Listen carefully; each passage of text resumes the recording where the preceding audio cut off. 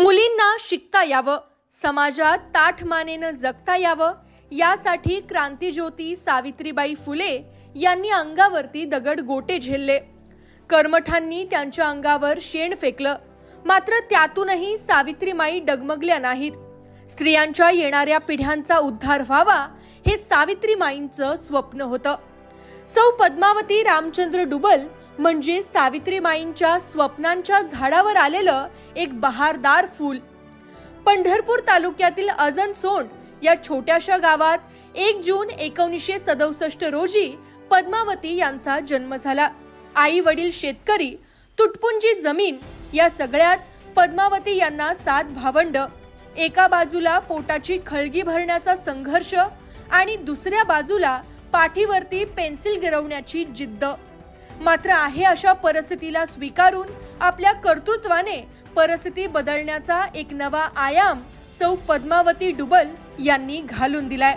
लहानपणी डुबल मॅडम जिथे राहायच्या तिथून 3 किलोमीटर अंतरावर शाळा, त्या चालत शाळेत जायच्या। जाताना डोक्यावर भाजीपाल्याची पाटी असायची। सकाळी शाळेच्या वेळेपर्यंत गावात सर्वत्र फिरून त्या भाजी विकायच्या आणि मग शाळेत येऊन अक्षर गिरवायच्या। परिस्थितीशी 2 हात करत डुबल मॅडम शिकल्या आणि नंतर विद्यार्थी म्हणून आयुष्यात आलेल्या हजारो विद्यार्थ्यांना त्यांनी परिपूर्ण माणूस म्हणून घडवलं। आज डुबल मॅडम जिल्हा परिषद प्राथमिक केंद्र शाळा कोन्हेरी या ज्ञान मंदिरातून मुख्याध्यापक या पदावरून सेवानिवृत्त होत आहेत। आता 36 वर्षांच्या आठवणींची शिदोरी त्यांनी त्यांच्या हृदयात खोलवर जपून ठेवली आहे। जवळजवळ माझी 36 वर्षे सेवा झाली। त्यामुळे कसं एक म्हणजे शरीरामध्ये भिनल्यासारखं, दररोज घरचं उरकायचं, शाळेत जायचं आणि शाळेतला पुन्हा घरचं उरकायचं, असं एक म्हणजे दिनक्रम ठरलेला। पण आता थोडं कसं झाल्यानंतर कसं एकदम रिलॅक्स, मग लवकर उठणे नाही, म्हणजे शाळेत जायचं आहे, वेळेचं बंधन नाही, त्याच्यामुळे थोडासा बदल सुरुवातीला छान वाटेल, पण पुन्हा म्हणजे वेळ जाणार नाही, कारण एवढा वेळ घालवायचा कुठं। सुरुवातीला सर्व्हिस लागली, अगदी म्हणजे मनात नव्हतं किंवा असं म्हणजे आपण सर्व्हिसला लागू असं काही नसताना एम्प्लॉयमेंटतर्फे कॉल आला, पुन्हा ती तोंडी मुलाखत झाली आणि त्यावेळेस 10वी नंतर D.Ed झालेलं, एवढं जनरल नॉलेज नव्हतं, काय नव्हतं, पण तरीसुद्धा आम्ही म्हणजे तोंडी मुलाखतीला गेलो। ते बरेच प्रश्न विचारले, त्यातनं मग आली तरी उत्तरं बऱ्यापैकी आणि निवड झाली माझी, लेखीमध्ये चांगली मार्क असल्यामुळं। आणि झालं मग लगेच त्यांनी ते ऑपरेशन ब्लॅकबर्ड म्हणून एक प्रकल्प होता त्यावेळेला, मग आमच्यासारखे असे निवडलेले जवळजवळ 60-70 लोक सांगोला तालुक्यात टाकली होती। ड्राय एरिया होता तिथं, म्हणजे शिक्षणाचं थोडंसं म्हणजे वानवाच होती तशी, आणि सगळी अशी भागशाळेवर टाकलेली, म्हणजे 2 द्विशिक्षिक शाळा, एक शिक्षिका होत्या, ते द्विशिक्षिक करायच्या होत्या त्यांना, आणि तिथं टाकलेलं। मग मलाही तसं सुरुवातीला टाकलं आणि तसं अवघड होतं, म्हणजे असं फॉरेस्टमधून रस्ता होता, लोक तिथले म्हणजे थोडे वस्ती थोडीच होती, मुलं पण थोडीच असायची, आणि मग ती अचकदानी खाली बेंद वस्ती, तिथं तशी नेमणूक झाली। विद्यार्थ्यांना म्हणजे कसं आता आमची परिस्थिती गरीब परिस्थितीतून आल्यामुळं एक विद्यार्थ्यापर्यंत आपण असा मेसेज पाठवायचे की त्यानं एक प्रेरणा घ्यावी, एक कोणाचा तरी आदर्श घ्यावा आणि आपलं भविष्य घडवावं। आणि नेहमी मुलांना मी सांगते की तुम्हीच तुमच्या भाग्याचे शिल्पकार आहात, कारण जोपर्यंत तुम्ही मनाने ठरवत नाही तोपर्यंत तुमची प्रगती नाही। नोकरी लागल्यानंतर सौ पद्मावती यांचा विवाह मोहोळ तालुक्यातील कोन्हेरी गावचे तानाजी हनुमंत गुंड यांच्याशी झाला। तानाजी गुंड हे पेशाने शिक्षक, पती शिक्षक मिळाल्याने या दोघांनी मिळून आपल्या संसारासोबत अनेक मुलांच्या आयुष्यात नवचैतन्य पेरण्याचा विडाच उचलला। तानाजी गुंड सरांनी आपली पत्नी डुबल मॅडम यांना मोलाची साथ दिली। घर संसार सांभाळत या दोघांनी आपल्या विद्यार्थ्यांच्या गुणवत्तेचा वेल गगनाकडे नेला। पद्मावती नावाच्या सावित्री मागे तानाजी नावाचा ज्योतिबा खंबीरपणे उभा राहिला। तर माझी सौभाग्यवती पद्मावती तानाजी गुंड, म्हणजेच रेकॉर्डला नाव आहे पद्मावती रामचंद्र डुबल, हे मॅडम प्रदीर्घ अशा सेवेनंतर आज सेवानिवृत्त होत आहेत।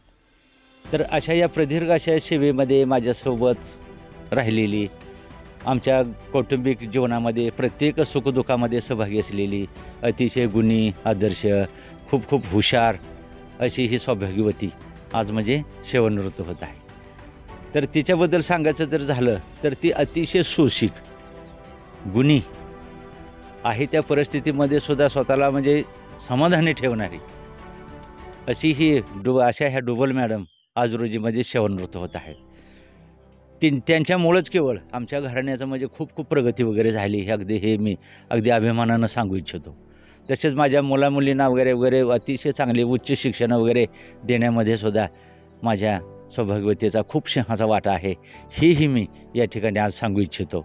थोडक्यात सांगायचं म्हणजे मॅडमचा जिथं म्हणून त्यांनी नोकरी केली ती प्रामाणिकपणाने केली, चांगल्या पद्धतीनं केली, भरपूर झोकून देऊन काम केलं त्याने आणि त्याच्यामुळे त्या गावामध्ये त्या शिक्षण क्षेत्रामध्ये असेल, पालकामध्ये असतील, विद्यार्थ्यांमध्ये असतील, आमच्या गावामध्ये असेल खूप म्हणजे तसं लोकप्रिय आहेत.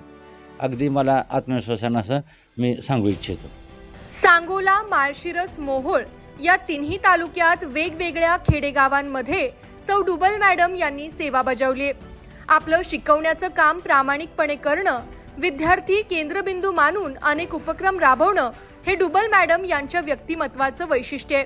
विद्यार्थ्यांमध्ये सामाजिक जाणीवा निर्माण व्हाव्यात म्हणून त्या शाळेमध्ये अनेक सामाजिक उपक्रम राबवतात.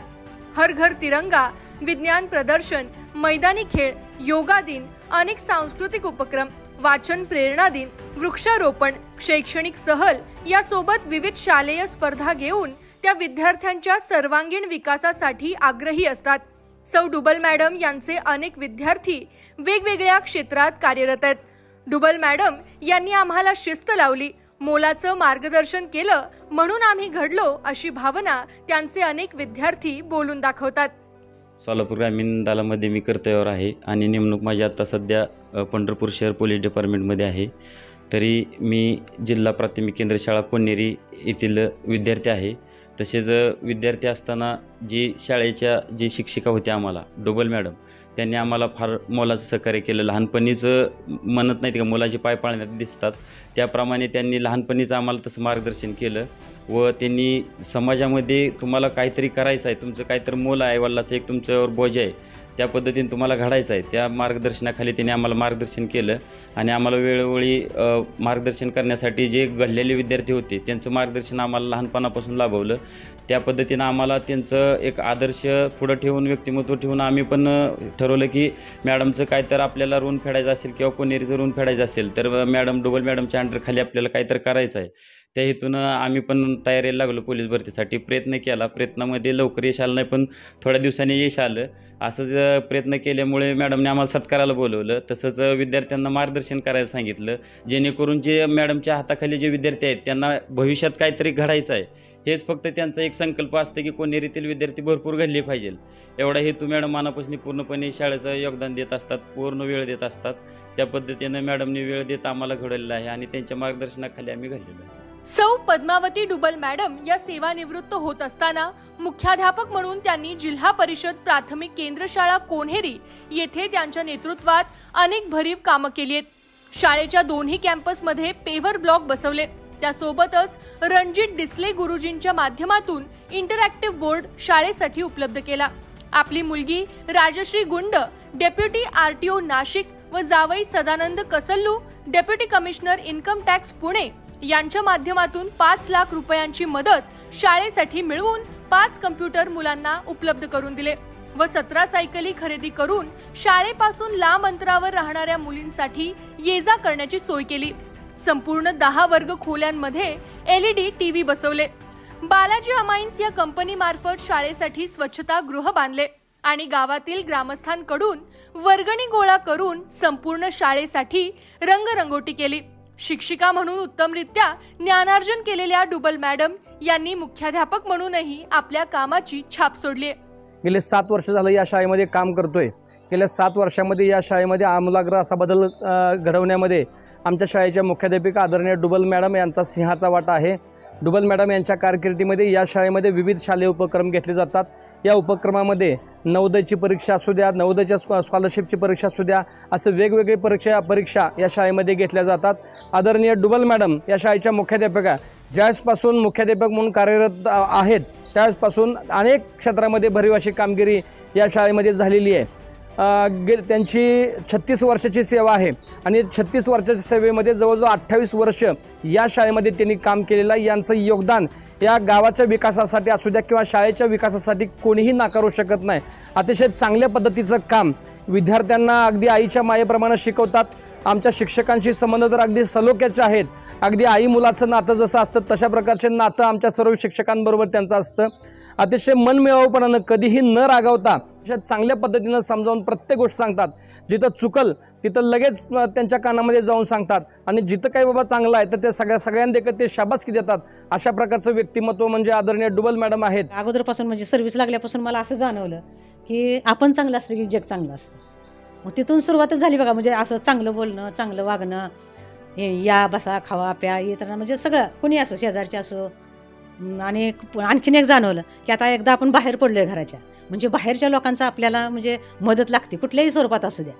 मग आपल्याला मदत लागते म्हटल्यानंतर आपण पण इतरांना मदत केली पाहिजे आणि चांगलं बोललं पाहिजे आणि आपलं चांगलं वागणं आयुष्यभर आपल्याला फायदा देत राहतं.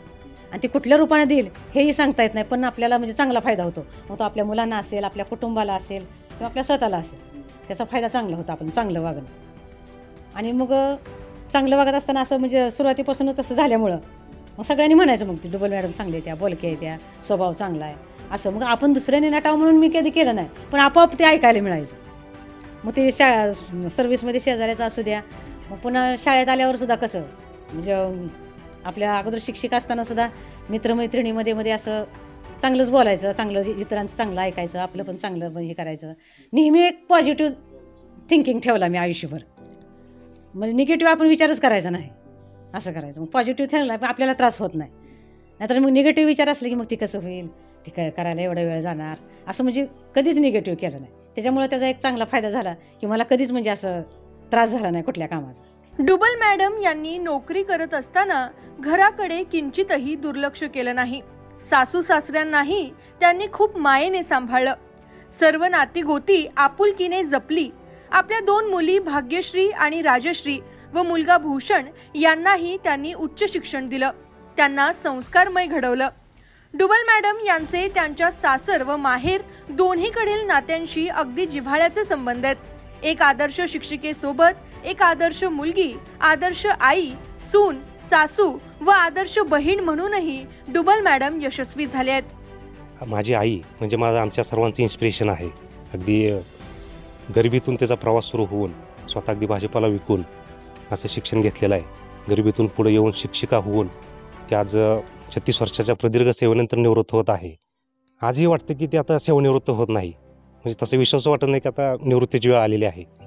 कारण मी लहानपणापासून बघतोय अगदी सततची धावपळ, कार्यमग्न असणं, तीच नवी ऊर्जा आणि तोच उत्साह आज अगदी टिकून आहे त्याच्याकडं. आणि आता ह्या नवीन वळणावर आता आम्हाला उत्सुकता आहे की आता ती सेवानिवृत्तीनंतर काय करू शकते, की त्याच्यामध्ये काय बऱ्याचशा अशा नवीन संकल्पना आहेत त्यावरती काम करणार आहे. त्यामुळे उत्सुकता की आता नेमकं काय करणार आहे ती.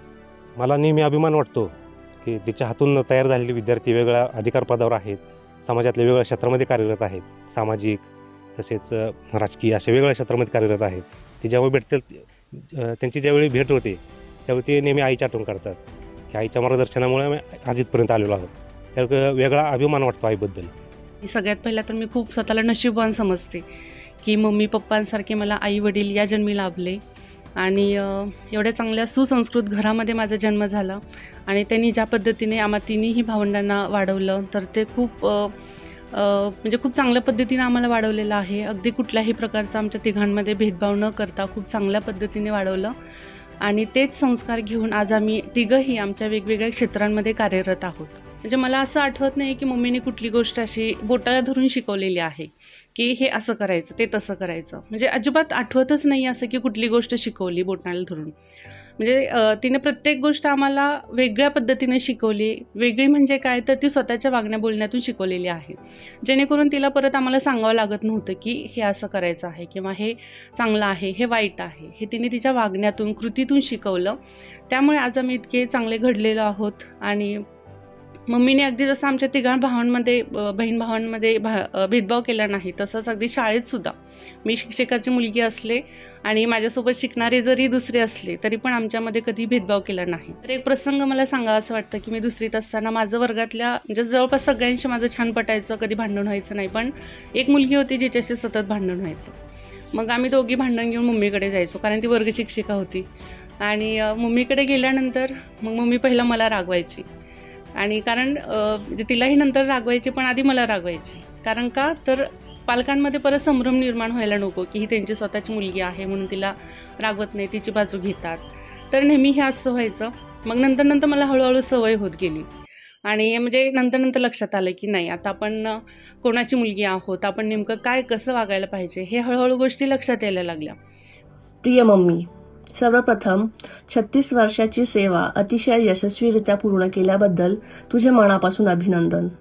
एक समर्पित शिक्षिका, एक कणखर मुख्याध्यापिका, एक प्रेमळ आई आणि पप्पांसाठी एक भक्कम आधारस्तंभ, अशा विविध नात्यांनी आणि पदांनी नटलेला तुझा हा प्रवास अगदी जवळून पाहता आला आणि त्याचा नेहमीच अभिमान वाटत आला. तुझ्या ह्या प्रवासाचं वर्णन करायचं म्हटलं तर शब्द अपुरे पडतील, पण इतक्यातच वाचलेल्या काही ओळी तुला अगदी तंतोतंत लागू पडतात असं वाटतं. त्या अशा: सुरुवात नेहमी छोटी करावी, पण शेवट मात्र सोहळा झाला पाहिजे. सावकाश चला, काही हरकत नाही, पण असे चालायचे की आपल्या कर्तृत्वाची, आपल्या मनमिळावू स्वभावाची आणि आपल्या दैदिप्यमान यशाची सोनपावलं नेहमी मागे उमटलीच पाहिजेत.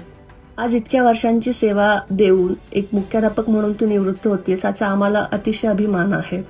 सेवानिवृत्तीनंतरही शिक्षणाबद्दल तुझं प्रेम असेच राहील आणि त्याचा इतर विद्यार्थ्यांना नेहमीच फायदा होईल, तुझं मार्गदर्शन लाभेल आणि आम्हाला तुझा जास्तीत जास्त सहवास लाभेल, याचा आम्हाला नेहमीच आनंद आहे. पद्मावती डुबल मॅडम यांनी आतापर्यंतचं आपलं संपूर्ण आयुष्य सामाजिक शैक्षणिक कामासाठी वाहून दिलं. याचीच दखल घेऊन त्यांना 1999 साली कोन्हेरी ग्रामपंचायतीने आदर्श शिक्षिका म्हणून पुरस्कार दिला. 2004 साली पंचायत समिती मोहोळ यांच्या वतीने देण्यात येणारा आदर्श शिक्षक पुरस्कार देऊन त्यांना गौरवण्यात आले. त्यासोबतच 2023 साली अहिल्याबाई होळकर पुरस्कारानेही त्यांना सन्मानित करण्यात आलं. शैक्षणिक कामासोबत महिलांसाठी केलेल्या कामाची दखल घेत 2024 साली नारी शक्ती पुरस्काराने डुबल मॅडम यांना सन्मानित करण्यात आलं. मम्मी आज रिटायर होत आहेत, तर त्याबद्दल मम्मीबद्दल बोलायचं म्हणजे मम्मी एक उत्तम शिक्षिका आहेत. तर मी सांगेन की त्या उत्तम शिक्षिका होण्याअगोदर एक उत्तम माणूस आहेत. म्हणजे मी लग्न करून या घरात आले, जे लग्नानंतर लग्न म्हणल्यानंतर मुलींच्या मनात एक दडपण असतं की लग्नानंतर आपल्या सगळ्या गोष्टी चेंज होणार. तर मला लग्न झाल्यानंतर असं कधी वाटलंच नाही की बाबा आपण लग्न करून दुसऱ्याच्या घरी आलो आहे. आणि सासू म्हणल्यानंतर एक मुलींच्या मनात चित्र वेगळंच असतं, पण मला कधी त्या माझ्या सासू वाटल्याच नाही. इवन सगळं घरातलं वातावरणही मला तसं वाटलं नाही. त्यांनी नेहमी मला कुठल्याही गोष्टीमध्ये सपोर्ट केला, नेहमी त्या पॉझिटिव्ह राहतात.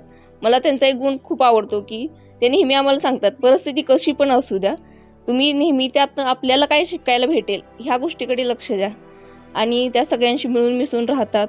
जीवनाकडे बघण्याचा त्यांचा दृष्टिकोन आहे किंवा शिक्षक म्हणून त्यांची विद्यार्थ्यांच्या प्रती जे प्रेम आहे, त्या खरंच त्या गोष्टी मला ना त्यांच्याकडून शिकण्यासारख्या वाटतात. आणि त्यांनी मला प्रत्येक गोष्टीमध्ये सपोर्ट केला. आणि मी खरं तर लग्न झाल्यावर त्या माझ्यासाठी आदर्श आहेत. मलाही त्यांच्यासारखं शिक्षक व्हायचं आहे. यासाठी मी एक उत्तम उदाहरण म्हणून त्यांच्याकडेच बघते. आज त्या रिटायर होत आहेत, तर मला रिटायर झाल्यानंतर त्यांनी त्यांच्या मनात ज्या गोष्टी राहून गेल्या आहेत, वेळाभावी ज्या गोष्टी करायच्या राहिल्या आहेत, त्यांच्या काही आवडीनिवडी आहेत त्या त्यांनी पूर्ण कराव्या आणि एक आनंदी जीवन जगावं आणि त्यांचं सगळं इथून पुढचं आयुष्य आनंदी जावं, आरोग्यदायी जावं, ह्याच त्यांना शुभेच्छा. मी गुंड परिवाराचा मोठा जावई आहे. जवळपास आमच्या लग्नाला आता 10 वर्ष पूर्ण झाली, पण असं कधीच वाटलं नाही की मी जुना झालेला आहे हे आहे. पण मम्मीचं सांगायचं, आता सासूबाई म्हणत ना, आम्ही मम्मीच म्हणतो, कारण की आपल्याला 2 आईवडील मिळतात. एक लग्नाच्या अगोदर आपल्याला जन्म देणारे आईवडील आणि लग्नानंतर जे मिसेसचे आईवडील असतात तेच खरेच आईवडील आहेत. म्हणजे असे सासू सासरे मिळणे हे खरं तर आमचं नशीब आहे. मम्मींचा कोणत्याही परिस्थितीमध्ये पॉझिटिव्ह दृष्टिकोन असतो.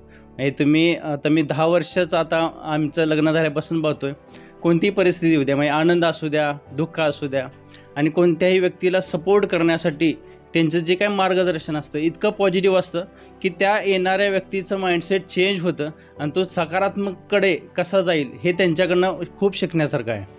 आणि एक गोष्ट सांगायची म्हणजे इतकं त्यांना ते शाळेची काळजी असते.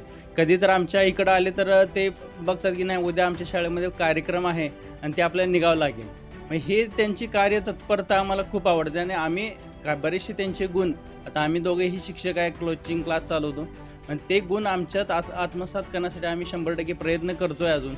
आणि दुसरं सांगायचं म्हणजे त्यांचा दुसरा गुण म्हणजे मला आवडलेला, यांचा स्वयंपाक इतका चांगला असतो. म्हणजे सगळ्याच व्हेज असू द्या, नॉनव्हेज असू द्या, मी कधीच ठेचा खाल्ला नाही, पण मम्मीच्या हातचा आवर्जून ठेचा, मी कोणेरीला गेलो का आवर्जून मी ठेचा खातोच. किंवा पप्पा जर मंगळवाड्याला येणार असतील तर त्या मम्मी न विसरता ठेचा देतात. म्हणजे असे सासू सासरे मिळणे खरंच खूप भाग्याचं आहे. खरं तर आजचा जो प्रसंग आहे त्या प्रसंगामध्ये आपण त्या व्यक्तीबद्दल बोलतोय ज्या व्यक्तीने आपल्या आयुष्याचे तब्बल 36 वर्ष समाजासाठी, शाळेसाठी आणि विद्यार्थ्यांसाठी आपले दिलेले आहेत. आणि ती व्यक्ती म्हणजे आमच्या सासूबाई श्रीमती पद्मावती गुंड. आणि आज खरं तर हा केवळ निवृत्तीचा दिवस नाही आहे, तर त्यांनी त्यांच्या आयुष्याचे जे 36 वर्ष समाजासाठी व्यतीत केलेले आहेत अशा त्यांच्या प्रेरणादायी प्रवासाची आज सांगता आहे. आणि हा प्रवास मला निश्चितच माहिती आहे की खूप खडतर असावा आणि त्यांनी आपल्या आयुष्याची तरुण वयामध्ये हा प्रवास त्यांनी सुरुवात केलेला असावा. तर खरं तर त्या केवळ फक्त शिक्षिका नव्हत्या, तर त्या विद्यार्थ्यांना घडवण्यामध्ये खूप त्यांनी मोलाचा वाटा दिलेला असावा. मी हे जवळून बघितलेलं आहे की जग सतत बघितलेलं आहे आणि विद्यार्थ्यांच्या ज्या गरजा आहेत त्या बदलत्या जगामध्ये बदलत गेलेल्या आहेत. आणि त्याच्यामुळे फक्त पुस्तकी ज्ञान गरजेचं नसून त्यासोबतच प्रॅक्टिकल गोष्टी सुद्धा विद्यार्थ्यांना देणे खूप जास्त गरजेचे आहेत, ही गोष्ट सतत त्यांच्या मनामध्ये होते. म्हणूनच त्यांनी वेगवेगळ्या गोष्टी जसे की कम्प्युटर्स असतील, डिजिटल लॅब असेल किंवा अब्दुल कलाम प्रयोगशाळा असेल, यासाठी खूप जवळून त्यांनी पाठपुरावा केलेला आहे आणि त्यात त्यांना यशही मिळालेलं आहे. त्यासाठी त्यांना खूप खूप शुभेच्छा. आणि त्याच्यानंतर आज मी एक कुटुंब म्हणून ही गोष्ट सांगू इच्छितो की फक्त शिक्षकी पेशा किंवा फक्त शिक्षकच म्हणून नाही, तर त्यांनी आपली कौटुंबिक जबाबदारी सुद्धा अगदी योग्य रीतीने पार पाडली आहे. त्याचं उदाहरण म्हणजे माझी बायको असेल किंवा सासूबाईंच्या 2 मुली आणि मुलगा ह्यांना घडवण्यात आणि त्यांना आपल्या पायावरती मजबूतपणे उभा करण्यात त्यांची खूप मोलाची जबाबदारी आहे. अर्थातच ह्या सगळ्या प्रवासामध्ये तुम्ही शिक्षक लोक, विद्यार्थी, तसेच शाळा आणि समाजातली लोक आणि सासऱ्यांचाही खूप मोलाचा या ठिकाणी वाटा आहे. म्हणून तुमचे खूप मनापासून आभार. सौ पद्मावती रामचंद्र डुबल यांची खरं तर ही सेवानिवृत्ती नाही, कारण सेवा कधीच थांबत नसते. सेवा फक्त रूप बदलते. हजारो विद्यार्थी घडवल्यानंतर आता महिला सक्षमीकरणासाठी डुबल मॅडम काम करू इच्छितात. स्वतःच्या शेतात रमणं, मनसोक्तपणे फिरणं, या आणि अशा अनेक गोष्टी या 36 वर्षात मागं सुटून गेल्या. आता पुन्हा माघारी वळून सुटलेल्या गोष्टींना गोळा करत मनसोक्त जगण्याचा त्यांचा काळ सुरू झालाय.